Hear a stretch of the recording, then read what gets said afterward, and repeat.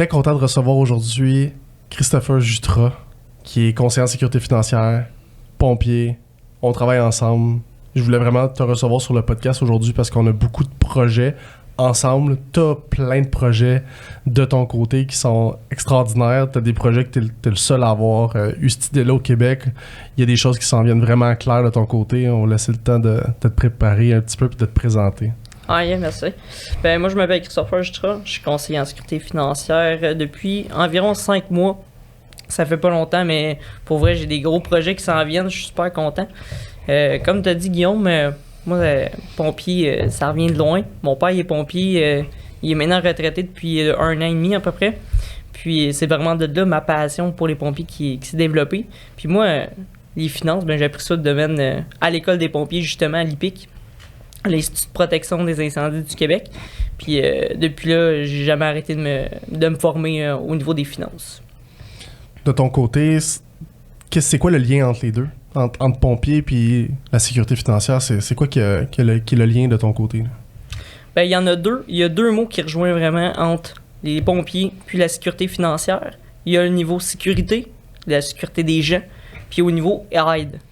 C'est vraiment ces 2 mots-là qui rejoignent vraiment mes 2 passions, qui est les finances et les pompiers. Moi, j'aime beaucoup aider les gens, que ce soit pour sortir, donner mon meilleur au maximum pour lors d'un incendie, autant que pour aider les gens dans leur sécurité financière, dans leurs objectifs financiers. Ben, moi, c'est vraiment ça qui me passionne. C'est quoi tes projets en ce moment? On prend le premier là, qui te vient en tête. Actuellement, ben, je suis en train de monter une conférence pour parler de l'impact financier sur la maladie grave chez les pompiers. Quand on est pompier, on a plus de chances d'être atteint par un cancer dû à toute la fumée, tout le stress aussi qu'on a durant notre carrière. Puis dans le fond, puisqu'on a beaucoup plus de chances d'avoir un cancer, mais il faut se protéger face à ça. Pour moi, ça a vraiment un gros sens. C'est vraiment important parce que justement, si tu as le choix entre aller en chimio ou aller en traitement, mais tu peux pas aller avoir ton traitement parce que tu n'as pas les moyens de payer ton traitement, ben pour moi, ça fait aucun sens. Mais moi, c'est ça que je veux aller faire. Je veux aller aider les pompiers et leurs familles pour pouvoir justement faire ce choix-là là, au moment venu, malheureusement, de cet événement-là. On s'en était parlé un petit peu là, dans mon bureau. Je me rappelle que l'exemple que moi j'ai en tête, là, puis que je présente souvent à mes clients par rapport à la maladie grave, c'est surtout au niveau de la ligne du temps qu'on peut se créer. Là. Ça, on regarde, OK, en ce moment, là je suis à l'étape dans ma vie, je suis jeune, je suis à l'étape de me trouver un travail, d'acheter un véhicule. D'ici 3 ans, j'aimerais être propriétaire. Ensuite, j'aimerais avoir une famille avec ma conjointe. Ensuite, mon rêve, ça serait d'avoir un chalet dans 15 ans. T'sais, les gens ont une belle ligne dans leur tête avec des beaux objectifs. Puis après ça, tu leur dis, parfait, si on a un cancer avant d'acheter l'auto, ben, qu'est-ce qui arrive? C'est quoi l'impact financier? Ah ben là, l'argent que je mets de côté, va s'en aller dans mes traitements. OK. Là, mettons, on achète l'auto, on est en train de mettre de l'argent pour une mise de fonds, on va venir optimiser ça. Si t'arrive un cancer, avant d'acheter la maison, est-ce qu'on met le projet maison sur hold? Est-ce qu'on l'annule? Est-ce qu'on biffe complètement? C'est quoi l'impact financier? C'était vraiment de remettre en... d'avoir une vision un peu concrète des impondérables qui peuvent nous arriver, de pas se voiler la face en fait. Puis c'est pas le but, c'est pas de présenter un produit, mais plus de présenter qu'est-ce qui correspond à tes valeurs, qu'est-ce que tu veux concrètement si une de ces choses-là arrive. Fait que c'est un peu ça que tu veux faire avec les pompiers, là, de rentrer à l'intérieur d'une caserne, faire une conférence pour vraiment expliquer les risques, puis de trouver les stratégies qu'on peut venir mettre en place pour aider ces familles-là globalement. Là. C'est tout à ton honneur. Y a-t-il d'autres choses que tu voulais parler à l'intérieur de ces conférences-là? Ben, premièrement, je veux passer par la maladie grave parce que pour moi, c'est ça qui est vraiment le plus important. Parce que, justement, comme tu as dit, mettre sur un projet sur hold parce que on est atteint par un cancer, une maladie grave, peu importe, ben, ça ne devrait pas être une option. Ce qu'on veut, là, peu importe ce qui arrive dans la vie, bon, on veut atteindre nos objectifs quand même. Mais c'est ça l'importance, puis c'est ça le but de monter une stratégie en cas de maladie grave. Puis pour les pompiers, parce que moi au niveau finance je connais pas beaucoup, c'est plus le côté à Guillaume. Niveau des finances, quand tu es pompier, est-ce qu'il y a est-ce que les assurances maladie grave ou assurance vie, tout ça, est-ce que ça coûte plus cher? Est-ce qu'il y a un risque au niveau des coûts? Est-ce que ça coûte plus cher pour quelqu'un de s'assurer pour une maladie grave s'il est pompier ou si, admettons, il serait avocat? Là, pas nécessairement, ça va vraiment dépendre de la personne. Est-ce qu'il y a des facteurs au niveau de la santé qu'il y a déjà la personne? Okay. Dans le fond, là, quand on fait une maladie grave, quand on fait une stratégie pour la maladie grave, c'est sûr et certain que on pose une panoplie de questions pour être sûr que cette personne-là est admissible. Donc, avant même de savoir, OK, ben félicitations, vous êtes accepté, mais c'est pas ça qu'on veut savoir. On veut savoir si, de un, tu as eu des épisodes dans ta famille. On veut aller vraiment rejoindre jusqu'à dans le fond, là, ton historique médical, là, un petit peu, là, de ta famille, de toi, pour être sûr que tu es vraiment admissible. Là, dans le fond, là, pour pas que tu payes pour rien. Okay. C'est pas ça le but. Là. Ouais. L'idée, c'est d'avoir un questionnaire médical qui est complet, puis d'être sûr et certain que l'assureur paye dans une situation donnée. Donc, c'est important de divulguer toutes les informations, tous les tests médicaux. Donc, les questionnaires sont vraiment très, très, très précis. Donc, on veut pas omettre de divulguer une information qui est très importante dans un dossier. On n'est pas tarificateur. On n'est pas infirmier, on touche pas du tout au système de la santé. Fait qu'au niveau de nos recommandations par rapport à ça, on fait souvent des études, pas des études de marché, mais une étude de demande en fait, parce que quand on voit qu'il y a une opportunité puis qu'on voit qu'on s'en va vers ce type de recommandation-là, mais avant de faire la recommandation, nous ce qu'on fait, c'est qu'on envoie au siège social de IA Groupe Financier, on envoie une demande d'opinion qui est en fait une personne de tel âge, fumeur ou non fumeur, fait tel métier, fait telle affaire, tel loisir, telle condition dans le passé, telle médication, quelle est l'opportunité qu'on a au niveau de la maladie grave, par exemple 25 maladies, est-ce qu'il va y avoir une surprime? Est-ce qu'on peut dire tout de suite que c'est un refus?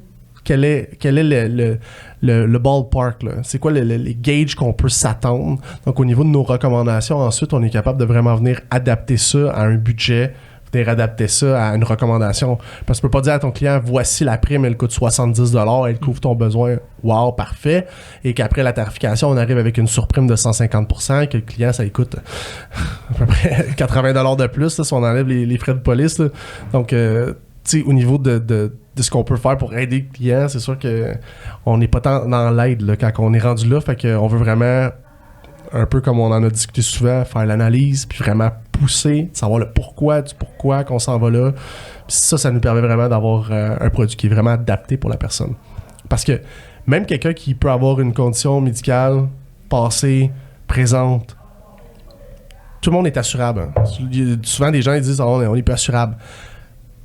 Peut-être pour certains produits, au standard. Peut-être que si, peut-être que ça fait en sorte que tu ne l'es pas.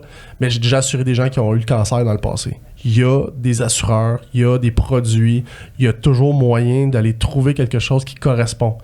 Rendu là, c'est de savoir, bon, est-ce qu'on est prêt? Est-ce qu'au niveau de la gestion de risque, ça vaut la peine de payer cette prime-là pour notre besoin? Ça, c'est à réévaluer la stratégie complète qu'on veut venir mettre avec le client en place. Mais tout le monde est assurable. Là, c'est de voir, est-ce qu'on est assurable pour cette condition-là? Mais des fois, on peut avoir un refus, une exclusion, etc. Et l'idée, c'est vraiment d'avoir une belle vision globale. C'est un peu ça, là, ton objectif. J'aimerais ça qu'on en discute un peu ensemble, qu'on ait une petite discussion juste pour au niveau du besoin temporaire ou permanent par rapport aux pompiers. On a des produits qui sont permanents chez IA, on a des produits qui sont temporaires au niveau de la maladie grave. Comment toi, tu vois ça par rapport à un pompier? Tu irais-tu avec une police temporaire 10 ans, on veut payer le moins cher possible, on veut-tu y aller avec un produit qui va, une temporaire 20 ans, peut-être qui va couvrir jusqu'à temps que les enfants soient adultes? Comment tu vois ça, là? Pour une couverture? Ben, dans le fond, ça va vraiment dépendre de la personne, parce que que ce soit le pompier là, qui me dit, ben moi, je veux protéger ma famille, si jamais il m'arrive quoi que ce soit, ben je suis capable de garder ma maison, je suis capable d'envoyer encore mes enfants à l'école. Mais, mettons, à un an, on va y aller plus vers une T20, une T10, ça va dépendre de l'âge des enfants. Mais là, après ça, la personne, elle me dit, je veux monter une stratégie encore un petit peu plus élevée. Moi, je souhaite vraiment me protéger vraiment au complet, avoir une belle stratégie pour que ma retraite, plus tard, mais je pourrais peut-être retrouver mes primes. Ça peut être aussi une option. On peut y aller vraiment en permanence, ça dépend vraiment du besoin du client. C'est quoi qu'il souhaite avoir comme objectif? Ouais. Puis comme stratégie aussi. C'est ça, souvent, On va faire une parenthèse avec ce que tu dis là, au niveau du permanent, retrouver les primes, c'est souvent ce que je viens recommander quand on vise un besoin qui est permanent. Souvent, ce que je présente à mes clients, c'est que c'est avec de l'argent qu'on fait de l'argent. Donc, quand on met une stratégie en place puis qu'on a un budget illimité, ben souvent, on va aller avec des produits qui sont permanents, qu'on peut avoir des valeurs de rachat à l'interne, qu'on est capable d'utiliser de notre vivant. Même chose pour la maladie grave. On peut augmenter le montant de notre prime en payant une extra qui s'appelle le remboursement de prime. C'est un avenant qu'on rajoute sur la police. On peut avoir un remboursement de prime après 15 ans ou à 65 ans. Ça nous permet de ne pas avoir une dépense d'assurance, mais bien une forme d'investissement du 0% d'intérêt. Comme si on mettait cet argent-là, là, puis on prenait le montant d'argent mensuel, là, puis on venait le mettre à l'intérieur de notre tête d'oreiller jusqu'à temps qu'on vienne décaisser. Ça peut même rajouter une partie prudente d'un investissement pour la retraite. Il y a un client, par exemple, il dit « Moi, ça, c'est une inquiétude que j'ai. J'ai un collègue qui a déjà eu une maladie grave. Qu'est-ce que je peux faire pour me couvrir? J'ai un budget quand même assez élevé, mais je veux pas payer non plus 400$ pour cette police-là. Qu'est-ce que je peux mettre en place? » Ben, on peut avoir quelque chose, un remboursement de prime. Les clients, s'il y a le budget pour payer cette prime-là mensuelle, ben cette prime-là, lui, il est conscient qu'il fait juste la mettre de côté, puis que ça vient bonifier sa retraite. Il sait qu'il touche cet argent-là à la retraite. C'est vraiment un investissement. Là. Tu le mets en ton matelas pour tes vieux jours. Là. Fait que c'est un plus, mais c'est sûr que cette prime-là coûte 2-3 fois plus cher que seulement le temporaire. Fait que ça dépend de plusieurs facteurs. Encore là, de vraiment faire une grosse analyse avec le client, c'est ce qui vient faire la différence. Fait que c'est sûr que tu n'auras pas le temps de faire une analyse pendant ta conférence. Fait que l'idée, c'est plus de pitcher de l'information, puis de leur expliquer un petit peu comment toi tu travailles. Ouais, exact.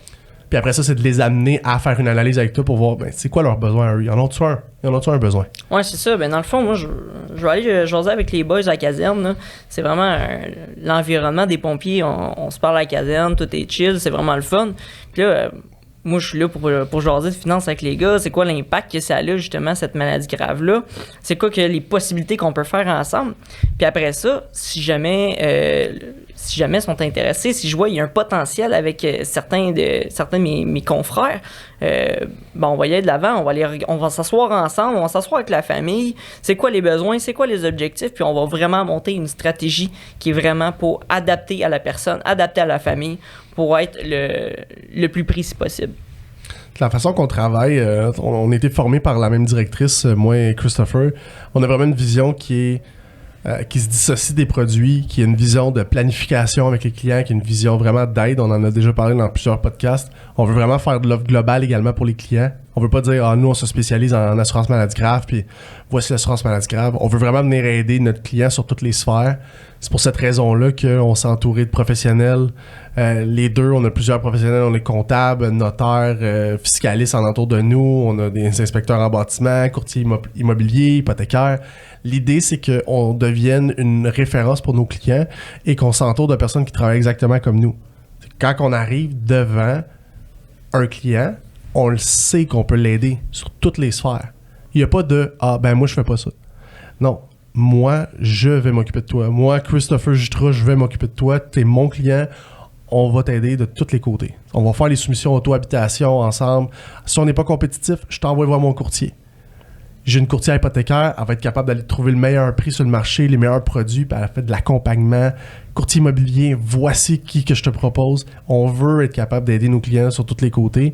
Fait que ça, c'est quelque chose qui nous touche beaucoup, les deux. Fait que, la vision que tu as, c'est vraiment pas d'aller proposer des produits d'un caserne. Là. Je sais comment tu travailles, puis ça va vraiment être de rentrer là puis de dire comme, tu sais, je veux aider les gens, je veux mettre des stratégies en place, on veut faire de l'optimisation. Fait que ça va se ressentir de toute façon. Fait que c'est un super de beau projet. Là. J'imagine aussi que s'il y a un pompier qui a déjà une assurance vie ou une assurance maladie, mais tu peux quand même acheter un deuxième coup d'œil.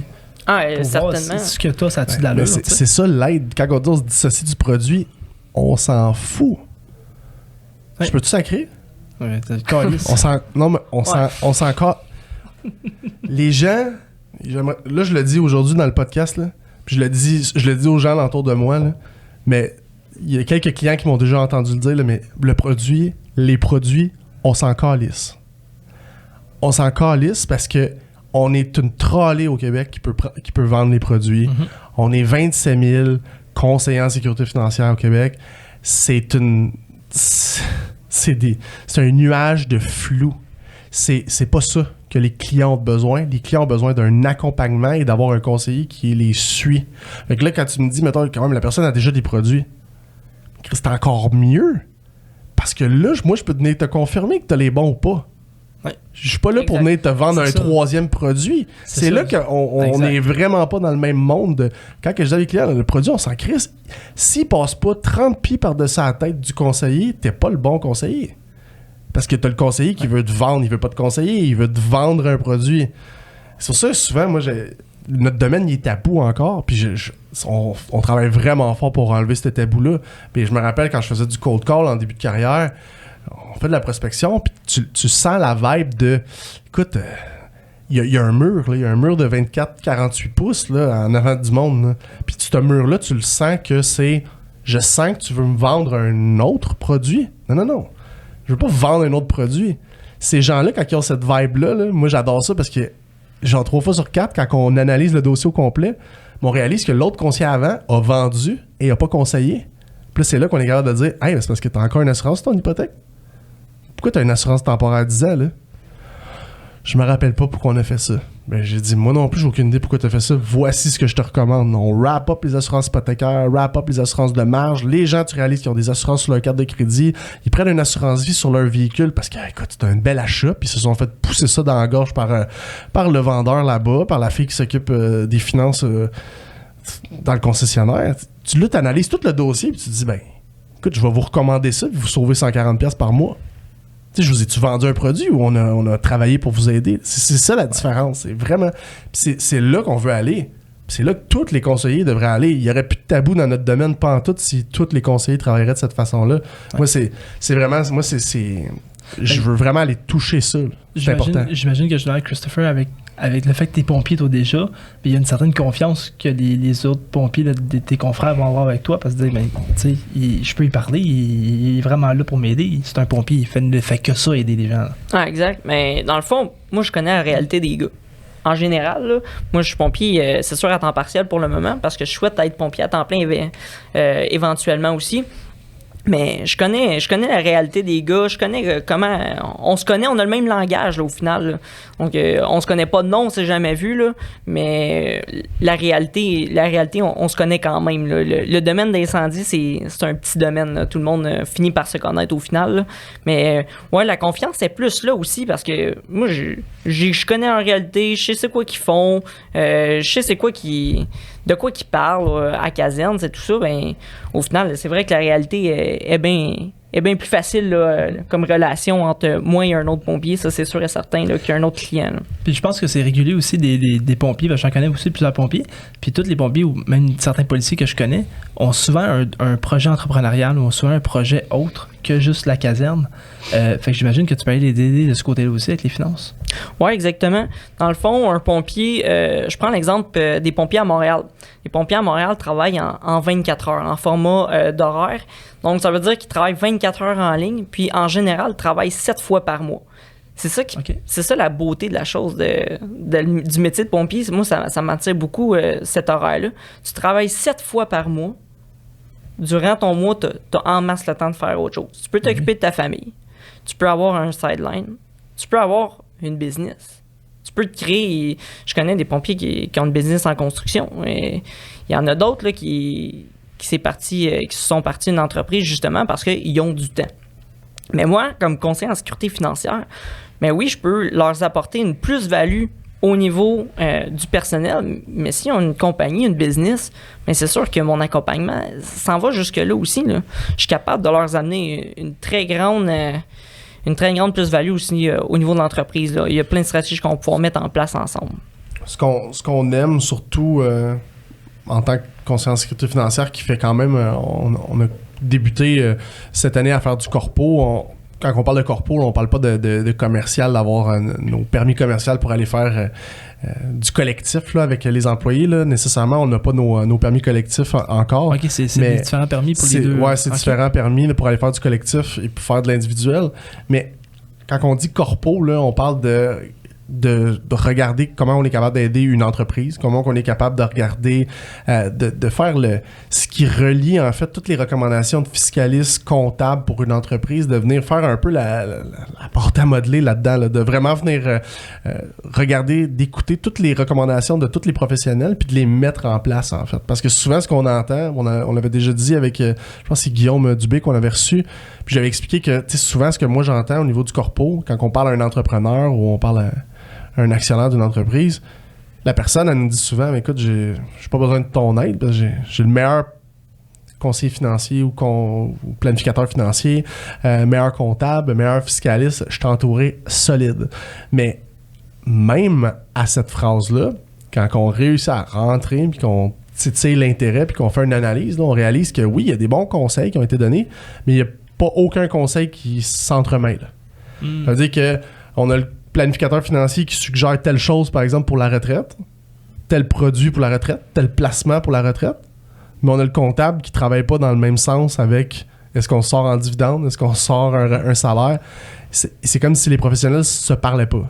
Tu peux pas avoir le meilleur comptable, mais si t'as pas le conseiller en sécurité financière qui donne le bon produit ou la bonne recommandation qui va avec la recommandation de ton comptable, ben si le comptable il travaille fort pour que tu payes moins d'impôts, ben ça se peut aussi que tu aies moins d'argent à ta retraite.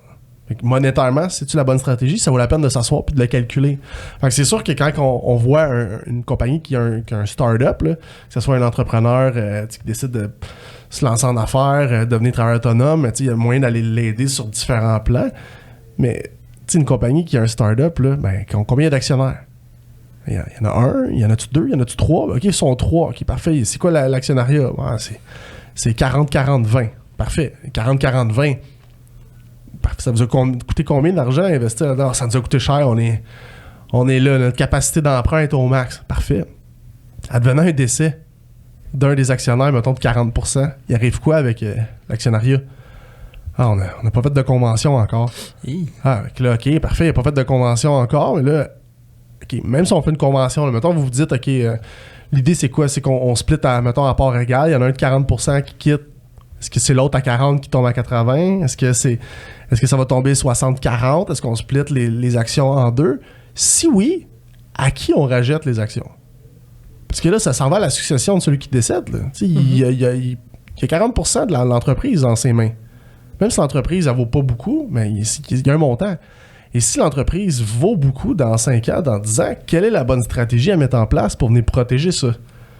Fait que ce soit pompier ou autre entrepreneur, il y a vraiment un beau travail en tant que conseiller en sécurité financière juste pour venir outiller les clients puis qu'ils soient conscients de ça. Parce que de se dire, on s'arrangera. Ouais, mais c'est pas tout le temps qu'on veut aller travailler avec la femme de notre ex-partner. Là. Ouais. On travaille avec notre ex-partner parce qu'il y avait une vision, parce qu'il y avait ci, parce qu'il y avait ça, telle compétence. Mais là, peut-être que sa femme, quand elle va voir ça, elle dit, moi, je veux vendre. Mais là, ça peut devenir compliqué. Là. Ben oui, certain. Là. C'est l'importance vraiment de la convention d'actionnaire. C'est vraiment de savoir où est-ce qu'on s'en va s'il arrive un pépin. Puis c'est pas quand il y a un pépin qu'il faut le faire. C'est vraiment avant, quand ça va bien, quand tout le monde s'entend, quand il n'y a pas de trouble, ben c'est là qu'il faut prendre le temps de s'asseoir.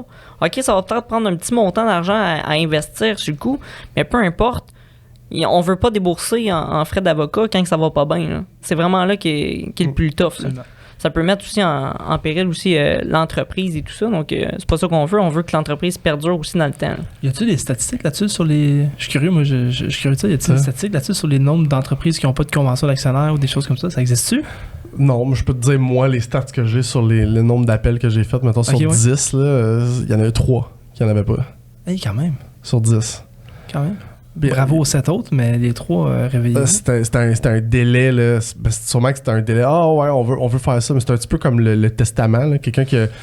Les gens qui sont conjoints de fait avec des enfants, puis qui sont propriétaires d'une maison, puis qui procrastinent ça. Ouais. C'est une erreur, en fait, de procrastiner ça, puis il faut juste être conscient du risque. Les gens, même des fois, ils disent qu'ils sont conscients du risque, mais ils comprennent pas l'ampleur, en fait, de ce que ça fait comme répercussion.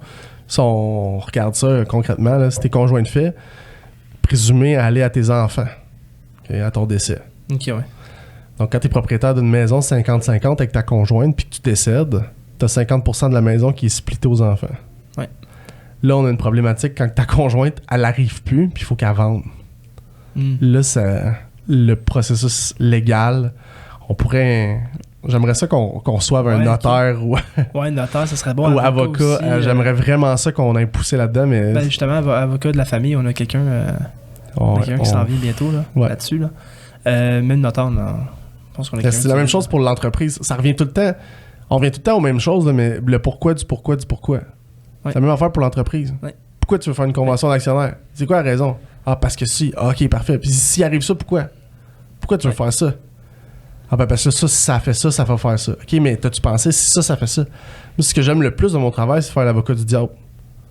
Des fois, je pense exactement comme le client, mais tu peux pas acquiescer. Tu veux savoir le pourquoi. Tu veux savoir pourquoi.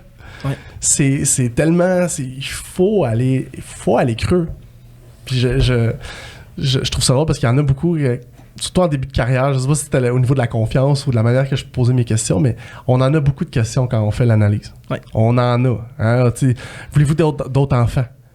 Et le monde qui se braque, là, ben là, on a parlé d'assurance. Pourquoi vous me demandez si je veux d'autres enfants?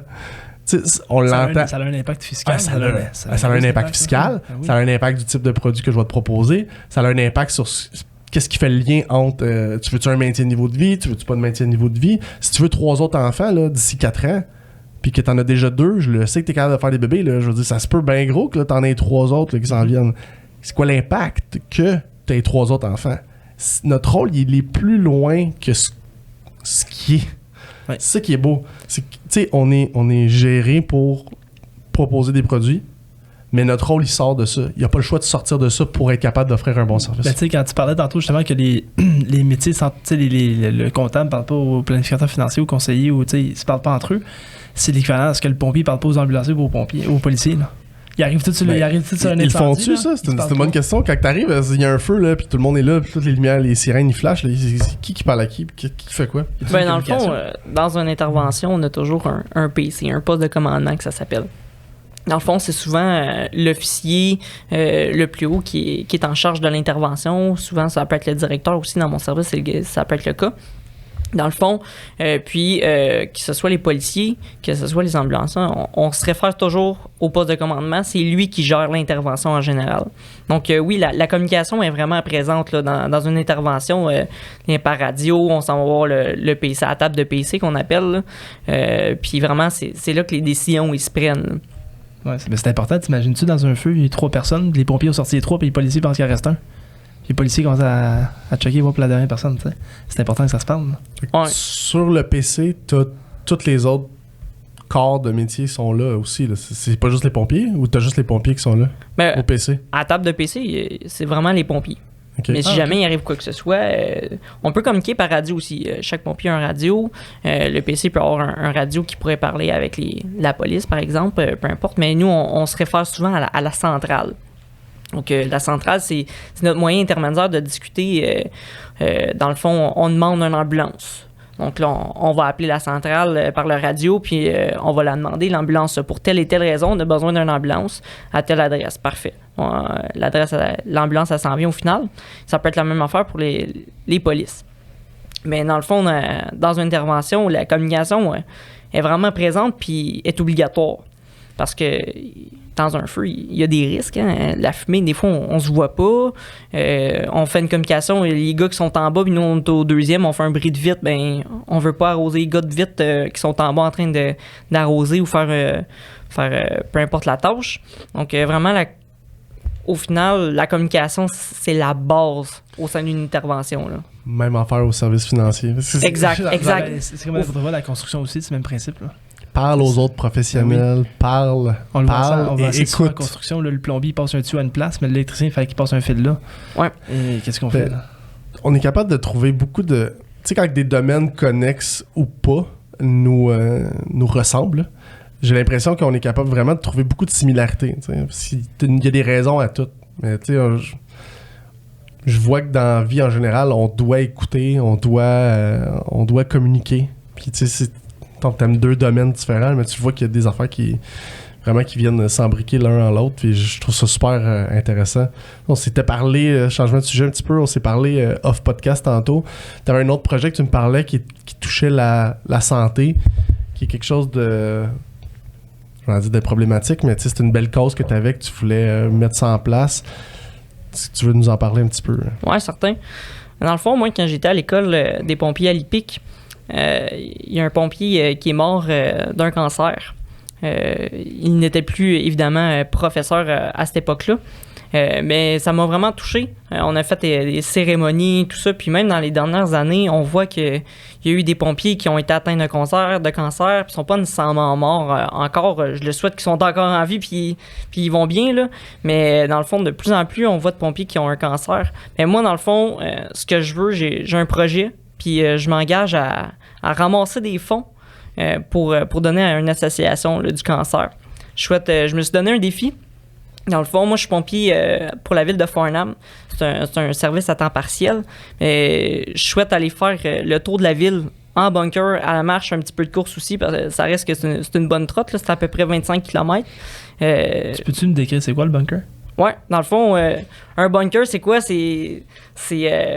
le fond, c'est tout mon habit de protection. Là, quand que je vais dans un feu sur un accident, j'ai les salopettes, les bottes, j'ai un manteau.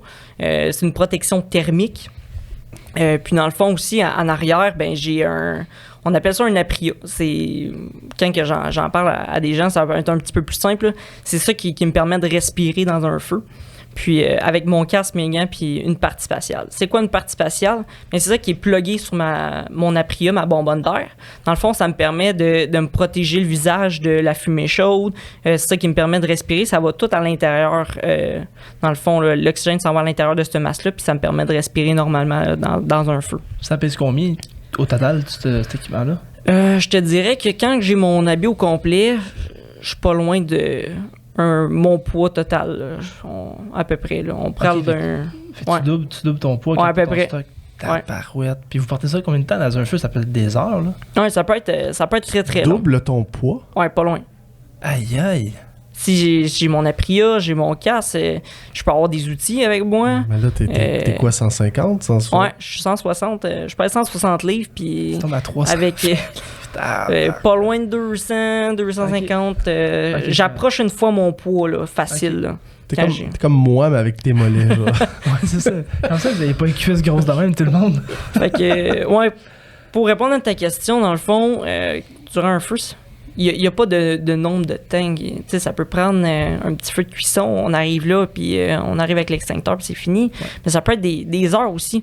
Juste avant que je rentre en service, mettons, quelques mois avant, on a eu un gros feu, puis ça a duré 19 heures. Fait que tous les pompiers étaient habillés pendant 19 heures ou faites des rotations? Bien, c'est sûr que pendant 19 heures, à ce moment-là, il y avait des pauses. Là. Dans le fond, quand on n'est pas en train de faire une tâche, on est au rehab qu'on appelle. Dans le fond, c'est pour se reposer un petit peu. On peut enlever notre apria, ça c'est la bonbonne d'air, pour se permettre là, d'aérer un petit peu là, les esprits puis reprendre un petit peu notre souffle là, parce que ça peut être assez intense là, comme... quasiment un sport. Là. Dans le fond, là, quand on est au feu, là, ça peut être assez intense. Okay. Faut que tu sois en forme. Ouais, faut être en forme pour être pompier, pour vrai. Là, tu ramasserais de l'argent pour le cancer. Là. Si on comprend bien ta marche que tu veux faire. Revenir à ça. Là. Moi, j'ai un million de questions de pompiers, mais il faudrait revenir à... Ouais, c'est ça. Fait que ton projet de faire une levée de fonds, c'est pour ramasser de l'argent pour remettre... c'est une fondation ou c'est pour me remettre dans une caserne? Ben, dans le fond, je vais trouver une association pour le cancer. Puis moi, je veux remettre l'argent à cette association-là, justement pour trouver, aller dans la recherche contre le cancer, pour essayer de guérir le plus de gens possible. C'est sûr que tout le monde va en bénéficier, mais certainement aussi les pompiers, là, à travers ça. Je pense que tout le monde connaît quelqu'un qui a eu un cancer. Là. Fait que ça touche tout le monde. Fait que c'est une super belle initiative de ton côté. Puis ça me donne le goût de faire du sport, en fait que c'est bon pour tout le monde. Puis, admettons...